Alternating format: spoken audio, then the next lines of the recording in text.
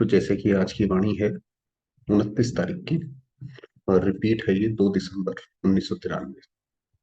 आज का टाइटल है नंबर वन बनने के लिए गुण मूर्त बन, गुणों का दान करने वाले महादान। बाबा ने कहा इस वक्त चाहे ब्राह्मण परिवार हो चाहे अज्ञानियों में, सबसे ज्यादा जरूरत यह है कि हम गुण का दान करें। हर एक को गुणों के, हर एक कोई प्रैक्टिकल देखना चाहता है। उसी में ही जो हमने सवेरे वाणी पढ़ी थी उसके आगे पढ़ते हैं। तो ये बाबा ने अव्यक्त बाप दादा की पर्सनल बुक कहा था। बाप दादा ने संगम पर अनेक खजाने दिए। उन सभी खजानों में से श्रेष्ठ खजाना है सदा खुशी का खजाना।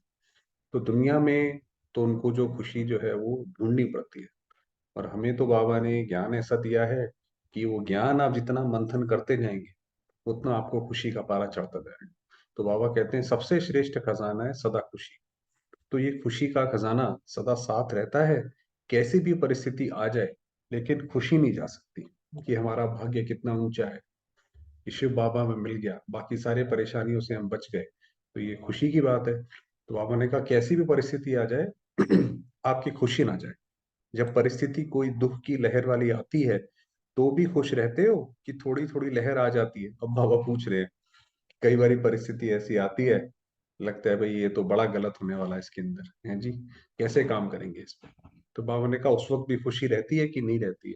क्योंकि संगम पर हो ना, तो एक तरफ है दुख धाम, दूसरे तरफ है सुख धाम।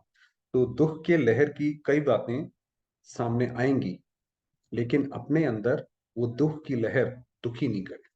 तो जिसको बाबा ने दूसरे शब्दों में बोला था कि सहन शक्ति का कवच, कि कोई भी बात आए वो हमारे मन को दुखी ना करे। ये हो कि ये खेल चल रहा है और इसके अंदर हर एक का अपना पार्ट है।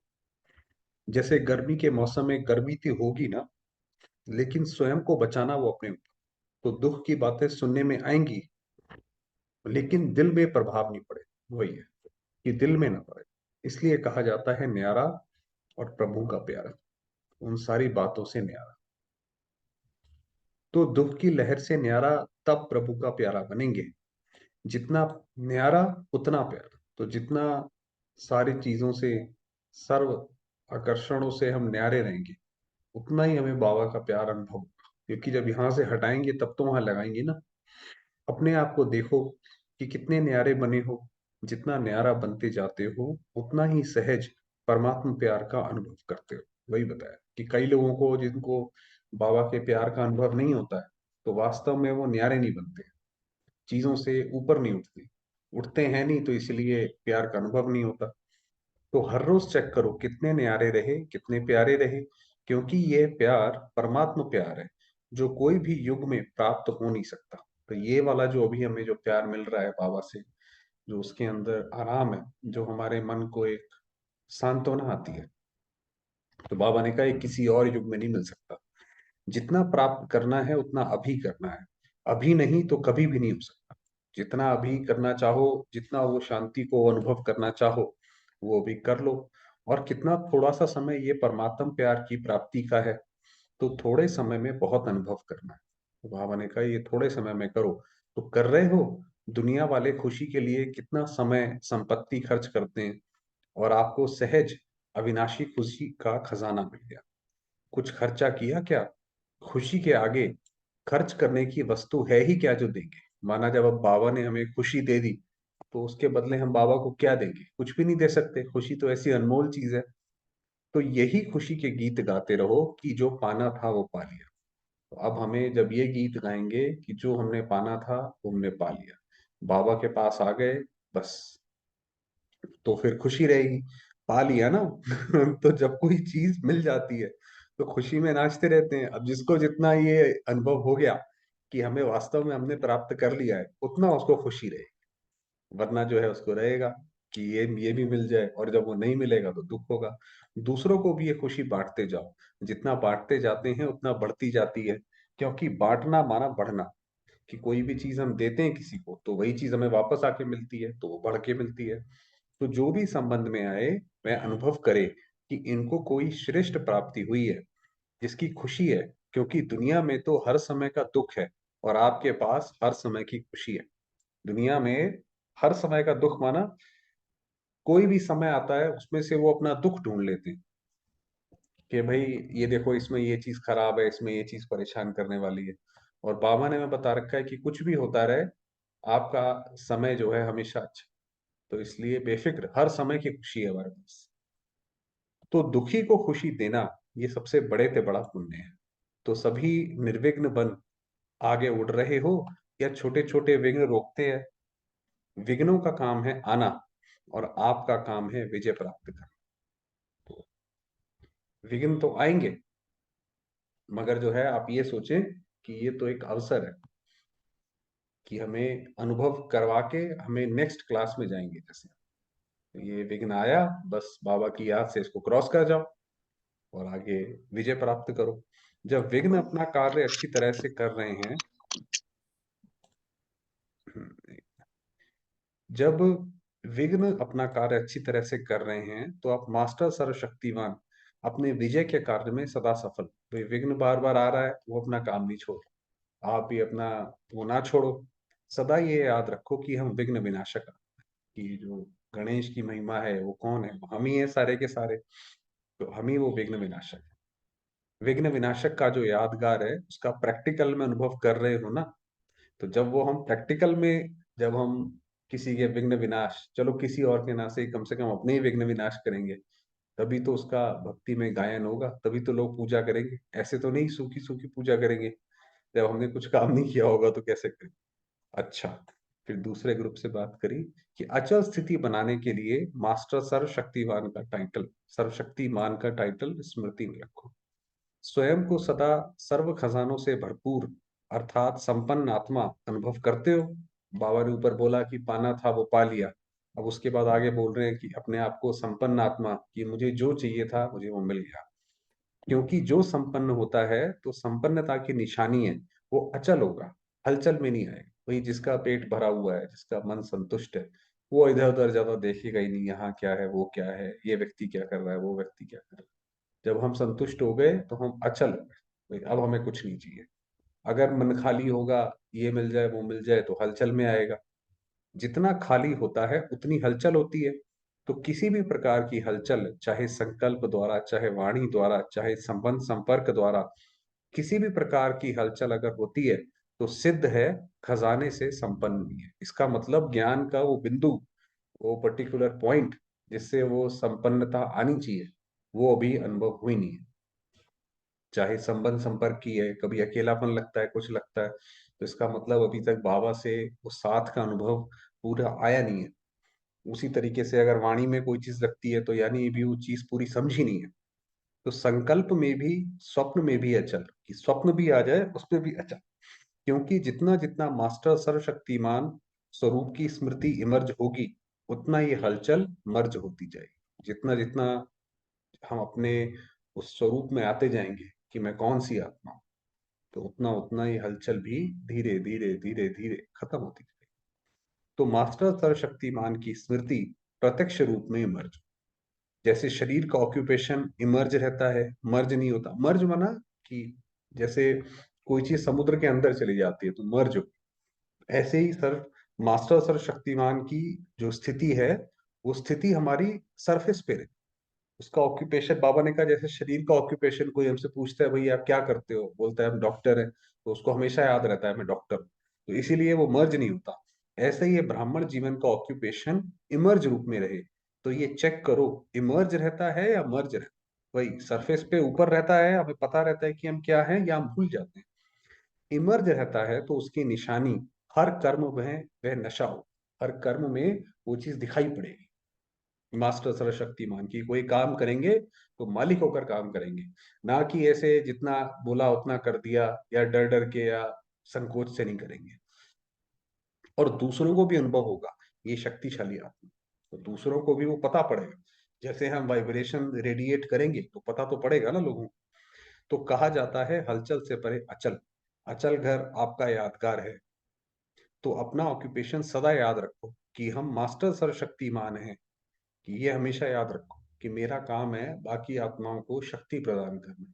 ये नहीं कि खुद ही कमजोर हो जाए। तो हम मास्टर सर्वशक्तिमान हैं, क्योंकि आजकल सर्व आत्माएं अति कमजोर हैं। तो कमजोर आत्माओं को शक्ति चाहिए। जो कमजोर आत्माएं हैं वो आपकी तरफ देखेंगी कि वास्तव में शक्ति कैसे मिलती है, शक्ति से कार्य कैसे होता है, वो पूछेंगी आपसे। अगर हम ही कमजोर होंगे तो फिर वो कैसे कर पाएंगे, वो ही नहीं कर पाएंगी। शक्ति कौन देगा? जो स्वयं मास्टर सर्वशक्तिमान। तो उनको शक्ति कौन देगा? जो खुद उस अवस्था में टिका हो। किसी भी आत्मा से मिलेंगे तो वो क्या अपनी बातें सुनाएंगे? कमजोरी की बातें सुनाते हैं ना। माना जब किसी भी आत्मा से आप मिलोगे तो वो ये बताएगी मेरा ये नहीं हुआ, मेरा वो नहीं हुआ।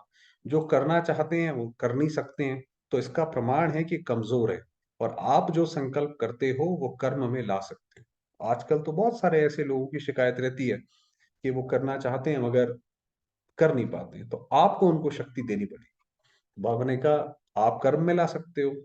तो मास्टर सर्वशक्तिमान की निशानी है कि संकल्प और कर्म दोनों समान हो। जो वो आत्मा सोचेगी इस समय ऐसा करना चाहिए, उसी वक्त वो वैसा कर पाएगी। ऐसे नहीं कि संकल्प बहुत श्रेष्ठ हो और कर्म करने में वो श्रेष्ठ संकल्प नहीं कर सको। इसको मास्टर सर्वशक्तिमान नहीं करेंगे। भाई हम सोचते तो है ये काम नहीं करना चाहिए, ये काम तो ऐसे करके डील करना चाहिए, मगर होता दूसरी चीज है, करते हम कर्मों में दूसरी चीज है। तो सर्वशक्तिमान कहाँ से हुए? तो चेक करो जो श्रेष्ठ संकल्प होते हैं वो कर्म तक आते हैं या नहीं आ सकते हैं। ये एक बड़ी बात है। कई बार कोई हमें टेंशन होती है, कुछ होता है, बार बार सोचते हैं कि नहीं नहीं ड्रामा कल्याणकारी है, कोई इसमें परेशानी की बात नहीं है, मगर वो शांति जो है वो कर्म में नहीं आ पाती। मास्टर सर्वशक्तिमान की निशानी है कि जो शक्ति जिस समय आवश्यक हो उस समय वो शक्ति कार्य में आए।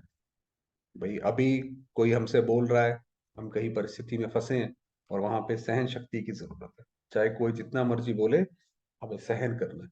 और हम सहन नहीं कर पा रहे हैं, हम सामना करने लग गए, तो फिर बाबा ने कहा वो मास्टर शक्तिमान नहीं। तो ऐसे है, या आह्वान करते हो थोड़ी देर से आती है या फिर थोड़ी देर, भाई थोड़ी देर बाद कर पाते हैं। जब कोई बात पूरी हो जाती है पीछे स्मृति में आए कि ऐसा नहीं ऐसा करते, तो इसको कहा जाता है समय पर काम नहीं आई। कि जब ये लगता है कि भाई ये वाला हम ऐसे भी कर सकते थे, आराम से भी बात कर सकते थे, आराम से बात करके भी निकाला जा सकता था। जैसे स्थूल कर्मेंद्रियां ऑर्डर पर चल सकती हैं ना, हाथ को जब चाहो जहां चाहो वहां चला सकते हो, ऐसा ही ये सूक्ष्म शक्तियां इतने कंट्रोल में हो, जिस समय जो शक्ति चाहो काम में लगा सकते। जैसे हाथ पैर को हम अपने हिसाब से चलाते हैं, तो बाबा ने कहा ऐसे ही मन बुद्धि संस्कार जो हमारी सूक्ष्म कर्मेंद्रियां हैं उनको भी अपने हिसाब से चला सकते। तो ऐसी कंट्रोलिंग पावर है। ऐसे तो नहीं सोचते कि चाहते तो नहीं थे लेकिन हो गया। तो सदा अपनी कंट्रोलिंग पावर को चेक करते हुए शक्तिशाली बनते चलो। ये अभ्यास के साथ कि बार बार जब हम अभ्यास करते हैं तो धीरे धीरे धीरे धीरे करते करते आत्मा के पास वो कंट्रोलिंग पावर आती जाती है। सब उड़ती कला वाले हो कि कोई चढ़ती कला वाला, कोई उड़ती कला वाला। चढ़ती कला वाला जो बड़ी मेहनत से ऊपर चढ़ता है वो चढ़ती कला है। उड़ती कला माना जो बहुत तेजी से पुरुषार्थ में आगे बढ़ता जा रहा है। वह कभी उड़ती कभी चढ़ती कभी चलती कला हो जाती है। बदली होता है वह एक रस आगे बढ़ते रहते हो। बाबा पूछ रहे हैं कोई विघ्न आता है तो कितने समय में विजयी बनते हो? भाई कोई विघ्न आया और हमें समय लगा, जब तक कि वो विघ्न चला ना जाए उसके बाद जाके वो गया, तो बाबा ने कहा कितने समय में विजयी बनते हो? टाइम लगता है, क्योंकि नॉलेजफुल तो हो ना। तो विघ्नों की भी नॉलेज है। नॉलेज की शक्ति से विघ्न वार नहीं करेंगे लेकिन हार खा। भाई ये नॉलेज ही तो सबसे बड़ी चीज है, जो अभिमन्यु के रूप में दिखाया कि अभिमन्यु लड़ाई में गया और हार गया क्योंकि उसको नॉलेज ही नहीं थी चक्रव्यूह से बाहर निकलने की। तो जब हमें उसकी नॉलेज रहेगी तो फिर हम उससे हार नहीं खाएंगे। इसी को ही मास्टर सर्वशक्तिमान कहा जाता है। भाई आपके सामने कोई विघ्न आया, आपको पता है ये विघ्न भी चला ही जाएगा थोड़े समय में, और ये ड्रामा तो न्यायकारी है, कल्याण का। कोई बात नहीं, थोड़े समय में हो जाएगा, तो उससे हार नहीं खाएंगे। तो अमृत वेले इस ऑक्यूपेशन को इमर्ज करो, फिर सारा दिन चेक करो। अब कल ये करेंगे कि अमृत वेले ये प्रैक्टिस करेंगे कि मैं आत्मा मास्टर सर्वशक्तिमान, और आज के दिन कोई भी विघ्न आएगा तो उससे हार नहीं खाएंगे, मन को शांत रखेंगे। अच्छा, वरदान दिया सहन शक्ति का कवच पहन, संपूर्ण स्टेज को वरने वाले विघ्न जीत। अपनी संपूर्ण स्टेज को वरने अर्थात प्राप्त करने के लिए, जो हमारी जो आत्मा की जो संपूर्ण स्टेज है उसको प्राप्त करना है, तो अलबेलेपन के नाज नखरों को छोड़, अलबेलेपन, अरे कल से कर लेंगे, अरे ये तो बहुत बड़ी समस्या आ गई, ये अलबेलापन है। माना ढिलाई, अलबेलापन। तो सहन शक्ति में मजबूत बन। सहन शक्ति ही सर्व विघ्नों से बचने का कवच है। सहन शक्ति धारण कर लो, कोई विघ्न जो है आपको उसको काट नहीं सकता। तो जो ये कवच नहीं पहनते हैं वे नाजुक बन जाते हैं। नाजुक बन जाते हैं माना किसी ने हल्का सा कुछ कह दिया, बुरा लग गया, आंखों में आंसू आ रहे हैं, 2 दिन तक नींद नहीं आ रही है, तो वो नाजुक बन जाते हैं।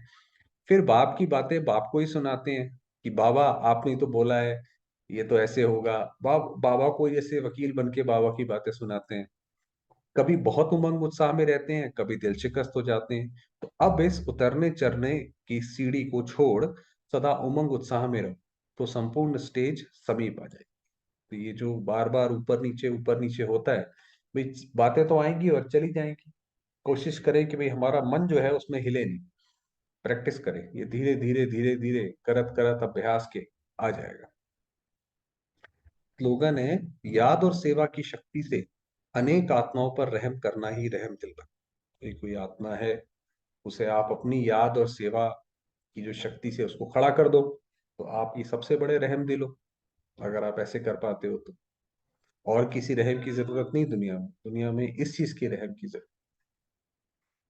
के लिए थोड़ी देर बाबा को याद,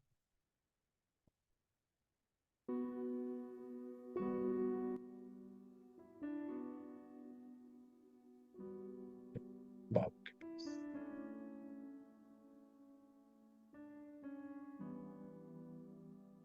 मैं आत्मा,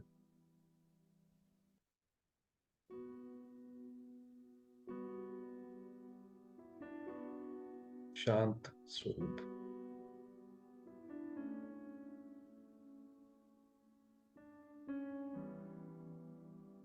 चमकती मणि,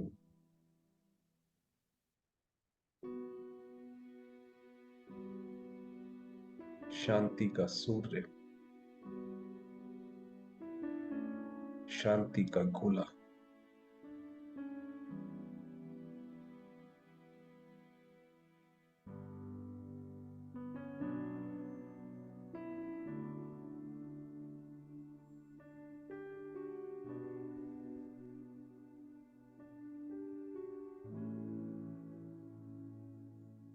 मेरे चारों ओर दिव्य आभा मंडल है।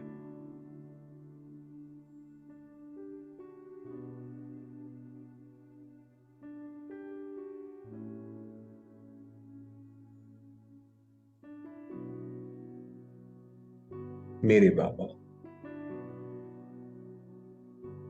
गीता ज्ञानदाता, निराकार,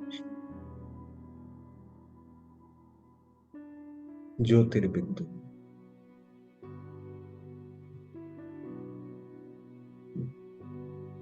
परम धाम के वासी,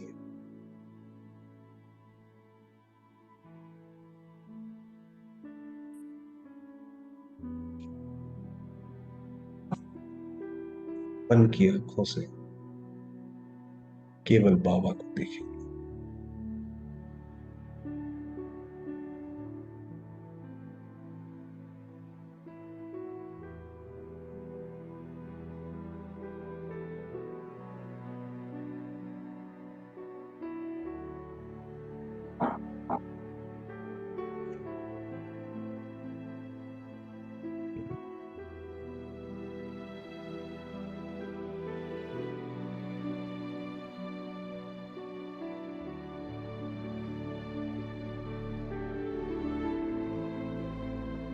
मेरे प्यारे बाबा,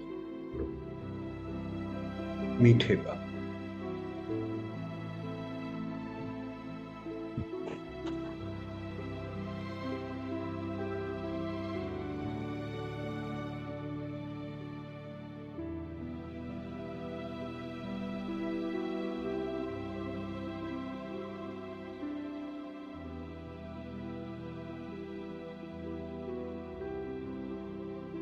सत्यम शिवम सुंदरम।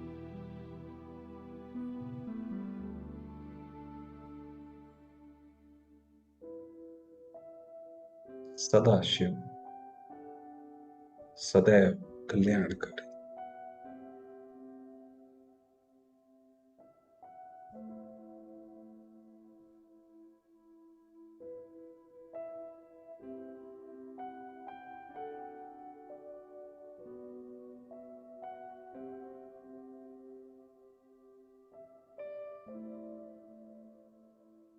जिनका प्रकाश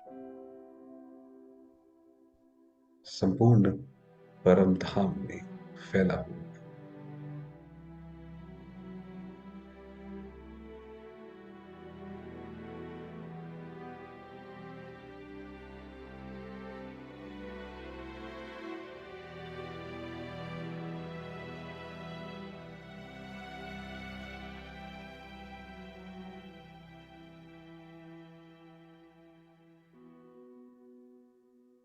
मैं आत्मा भी परम धाम में।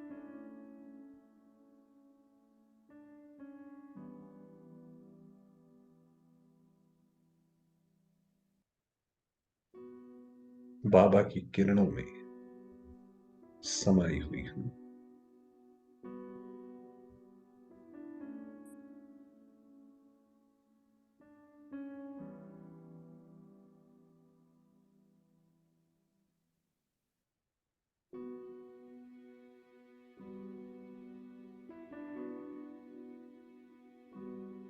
गहरी शांति का अनुभव कर रही हूं।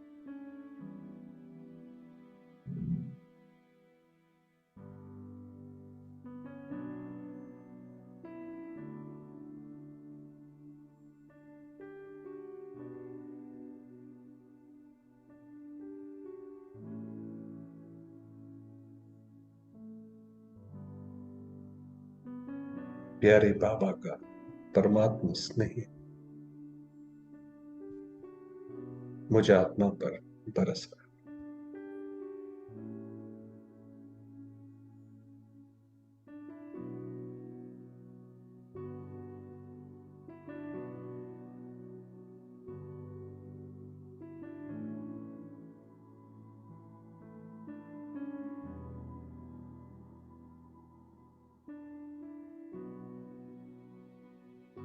मैं आत्मा बाबा के स्नेह को समाती जा।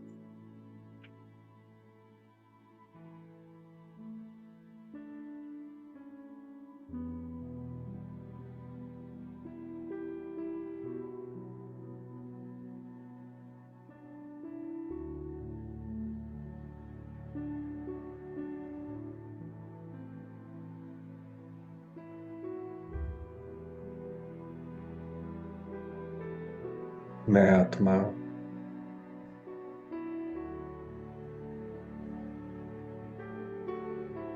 परम प्यारे शिव बाबा की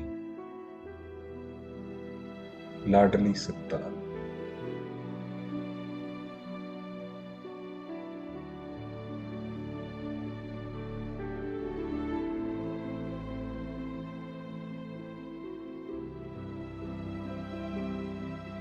शिव की पार्वती,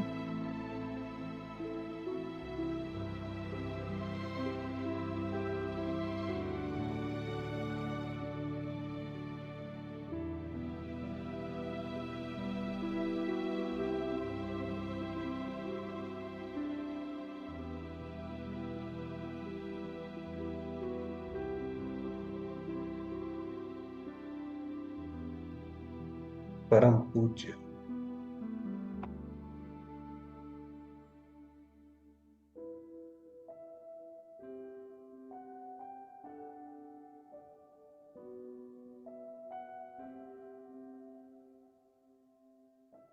महान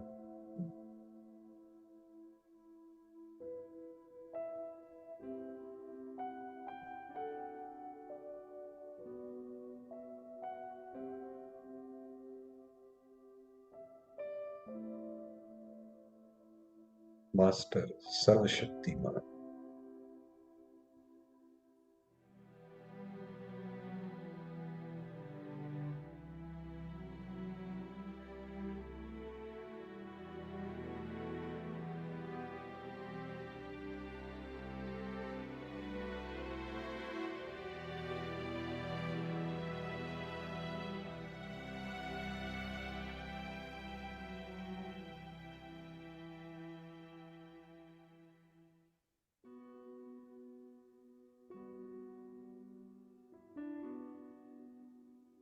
प्यारे बाबा का स्नेह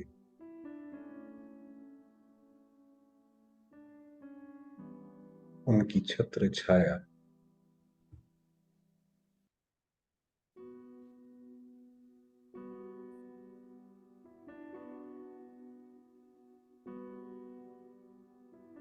मुझे प्राप्त